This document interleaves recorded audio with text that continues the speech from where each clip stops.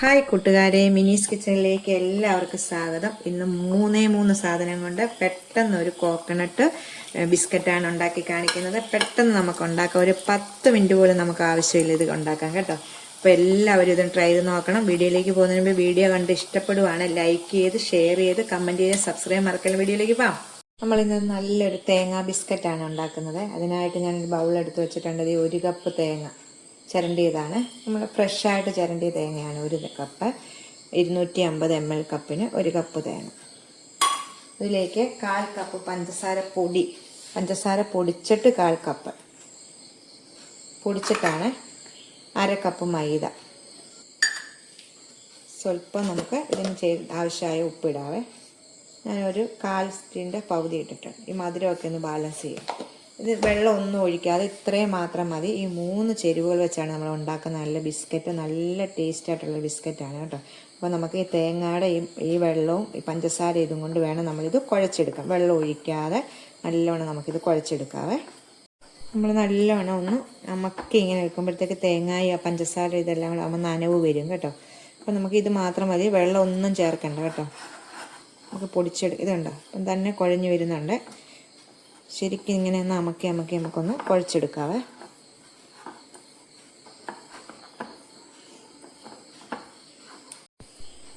ഉണ്ടോ, പെട്ടെന്ന് തന്നെ നമുക്ക് ഇങ്ങനെ കുഴച്ചെടുക്കാൻ പറ്റും.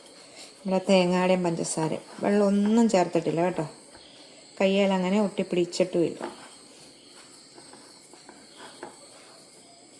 ആദ്യമേ നമ്മൾ കുഴയ്ക്കുമ്പം ഈ മൈദയ്ക്കകത്തുള്ള തേങ്ങ എല്ലാം നല്ലോണം ഞെരടി അങ്ങ് ചേർത്ത് പെട്ടെന്ന് നമുക്ക് കുഴച്ചെടുക്കാൻ പറ്റും.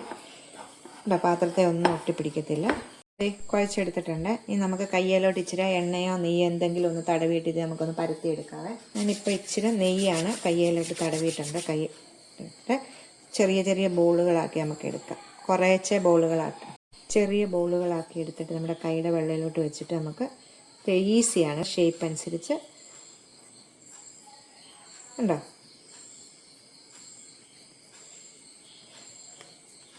നമുക്ക് ഒരു ചെറിയും കൂടെ വെക്കാം. ഇത് നമ്മൾ ബേക്കറിയിൽ നിന്നൊക്കെ മേടിക്കുന്ന കോക്കനട്ട് ബിസ്ക്കറ്റാണ് കേട്ടോ. വേണ്ട,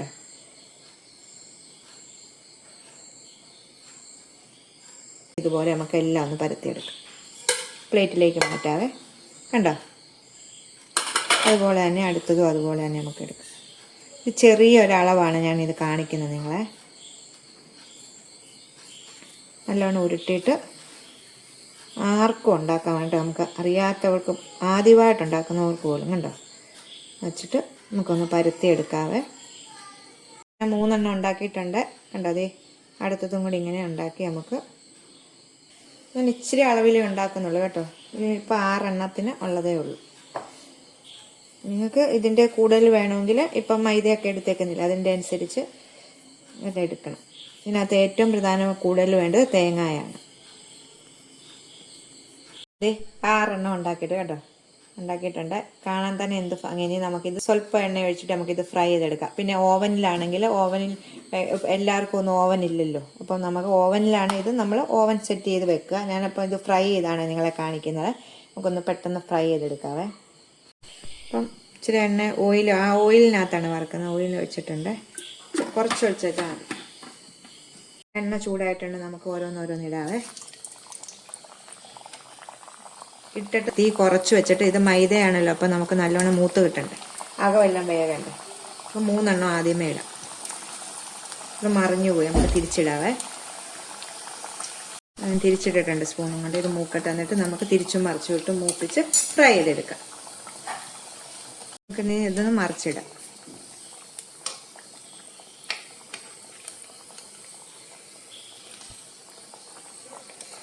ഇങ്ങനെ മറിച്ചും തിരിച്ചു വിട്ട് നമുക്കിതൊന്ന് ഫ്രൈ ചെയ്തെടുക്കാം. ഒരു പാടുമില്ല കേട്ടോ, ഈസിയാണ് ഇത് ഉണ്ടാക്കാനായിട്ട്. വേണ്ടത് ഇപ്പം അതേ റെഡി ആയിട്ടുണ്ട് കണ്ടോ. നമ്മുടെ ബേക്കറികളിൽ കിട്ടുന്ന അതേ രീതിയിൽ കണ്ടോ. ബിസ്ക്കറ്റ് നിങ്ങൾ ബേക്കറികളിലൊക്കെ ചെല്ലുമ്പം കാണുന്നതല്ലേ കണ്ടോ. നല്ല ഇതിലേക്ക് കിട്ടിയിട്ടുണ്ട്. നമുക്കിനി മറ്റേ 3 എണ്ണം കൂടി ഇട്ട് ഒന്ന് ഫ്രൈ ചെയ്തെടുക്കാം. ഇത് നിങ്ങൾക്ക് കാണാമല്ലോ. നമുക്കിത് മറിച്ചിടാവേ. കണ്ടോ, മറിച്ചിട്ടിട്ട് ഇതുകൂടെ ഫ്രൈ ചെയ്തെടുക്കാം. ഉണ്ടോ, നമ്മൾ ഇതിന് എണ്ണയ്ക്കകത്തൊന്നും പൊടിഞ്ഞു പോകുന്നില്ല, ഒന്നും പോകുന്നില്ല കേട്ടോ. നമുക്ക് കുട്ടികൾക്ക് ഇതൊക്കെ നമ്മുടെ വീടുകളിൽ ഉണ്ടാക്കി കൊടുക്കാം. ഞാൻ എന്തെല്ലാം സൈസ് ഇട്ടിട്ടുണ്ട്. നിങ്ങൾ ശരിക്കും സെർച്ച് ചെയ്ത് നോക്കിയാൽ പല ഈസി ആയിട്ട് ഉണ്ടാക്കാൻ പറ്റിയ പല റെസിപ്പികളും എൻ്റെ യൂട്യൂബ് ചാനലിലുണ്ട് കേട്ടോ. ഫ്രൈ ആയിട്ട് നമുക്ക് എടുക്കാം. ഇതിപ്പോൾ ആയിട്ടുണ്ട്, നമുക്കിത് എടുക്കാവേ.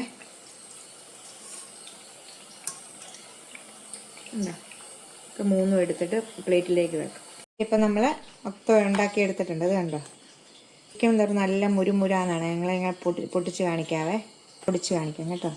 ഇരിക്കും തോറും ഇത് നല്ല മുരുമുരാന്നാകും കേട്ടോ. കണ്ടോ, നല്ലോണം വെന്ത് ബിസ്ക്കറ്റ് കാര്യത്തിലായാലും നല്ല ടേസ്റ്റാണിത് കേട്ടോ.